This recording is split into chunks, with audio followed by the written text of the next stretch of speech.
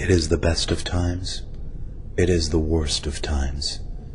In the year 2015, people have access to a breadth and depth of information unimaginable in an earlier age. Everyone contributes in some way, participating to create a living, breathing mediascape. However, the press as you know it has ceased to exist. The Fourth Estate's fortunes have waned. 20th century news organizations are an afterthought, a lonely remnant of a not-too-distant past. The road to 2015 began in the late 20th century. In 1989, Tim Berners-Lee, a computer scientist at the CERN Particle Physics Laboratory in Switzerland, invents the World Wide Web. Amazon.com is founded in 1994. Its young creator dreams of a store that sells everything. Amazon's model, which will come to set the standard for internet sales, is built on automated, personalized recommendations, a store that can make suggestions. In 1998, two Stanford programmers unleash Google. Their algorithm echoes the logic of Amazon. It treats links as recommendations, and from that foundation powers the world's fastest and most effective search engine. In 1999, a dot-com startup named Pyra Labs unveils Blogger, a personal publishing tool.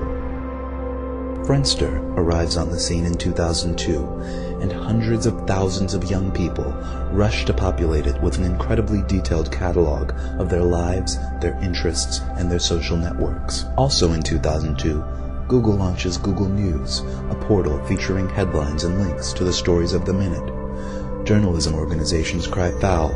Google News is edited entirely by computers. In 2003, Google buys Blogger.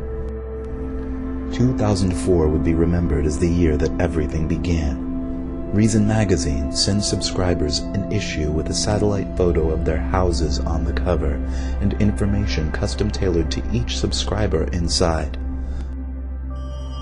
Google unveils Gmail with a gigabyte of free space for every user. Microsoft launches NewsBot, a social news filter. Google buys Picasa, a tool for organizing images. Amazon releases A9, a search engine built on Google's technology that also incorporates Amazon's trademark recommendations. And then, in August, Google goes public. Awash in new capital, it acquires Keyhole, a company that maps the world and puts it online. Google also begins digitizing and indexing the world's libraries. Apple's iPod inspires podcasting, and the age of personal radio begins. We can all broadcast our own thoughts, our own music, directly to each other's music players. 2005. In response to Google's recent moves, Microsoft buys Friendster. Apple releases the Wi-Fi Pod, a portable media player with integrated camera that can send and receive podcasts and images on the go. 2006.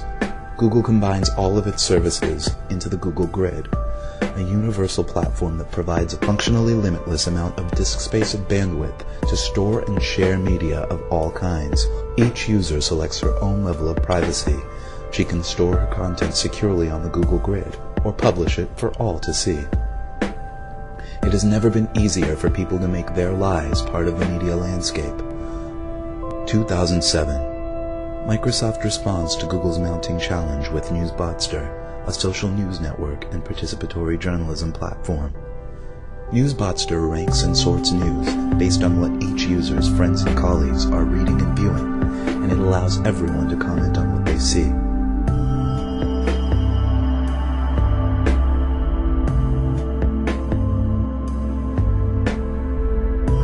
In 2008 sees the alliance that will challenge Microsoft's ambitions. Google and Amazon join forces, forming Google's On. Google supplies the Google Grid, an unparalleled search technology. Amazon supplies a social recommendation engine and its huge commercial infrastructure. Together, they use their detailed knowledge of every user's social network, demographics, buying habits, and reading interests to provide total customization of content and advertising. This year, the New York Times switches to a paid subscription model online. However, its content stream remains open to Googlezon's indexing computers. The news wars of 2010 are notable for the fact that no actual news organizations take part. Googlezon and Microsoft face off, enhancing their services week by week. Googlezon finally checkmates Microsoft with a feature the software giant cannot match. Using new algorithms, Googlezon's computers screen stories for names, places, images, and other contextual cues, isolating facts from quotes and turning statistics into flexible equations. Then, Googlezon resorts, recalculates, and recombines these scraps with our information. Our blog entries, our photos, our purchases, our lives. Suddenly, news is more relevant than ever before. In 2011, the slumbering Fourth Estate awakes to make its first and final stand. The New York Times Company sues Googlezon, claiming that the company's fact-stripping robots are a violation of copyright law. The case goes all the way to the Supreme Court, which, on August 4, 2011, decides in favor of Googlezon. On Sunday, March 9, 2014, Googlezon unleashes Epic.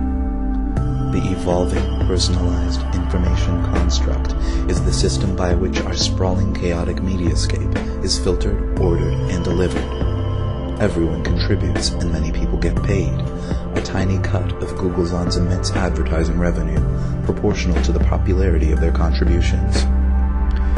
Epic produces a custom content package for each user, using his choices, his consumption habits, his interests, his demographic, his social network to shape the product.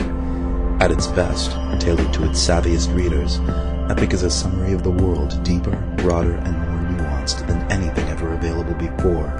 But at its worst, and for too many, Epic is merely a collection of trivia, much of it untrue, all of it narrow, shallow, and sensational. In 2014, the New York Times goes offline.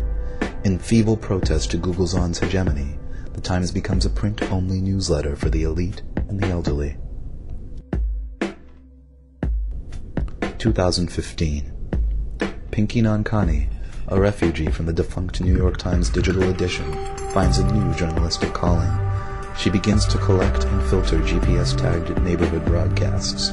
Soon, Pinky's feed is a local lodestone, and more of her neighbors tag their broadcasts with GPS data as they realize they too can be a part of it. Hey, it's me. If you're listening, I think a bunch of us are going to go meet up at Progress Park. We're thinking about doing like a little barbecue. I was thinking to go to the park, do not bother with 9th Street. There's this big accident at Garfield, and it's all backed up. It's totally a mess. So, Have you guys gone out today?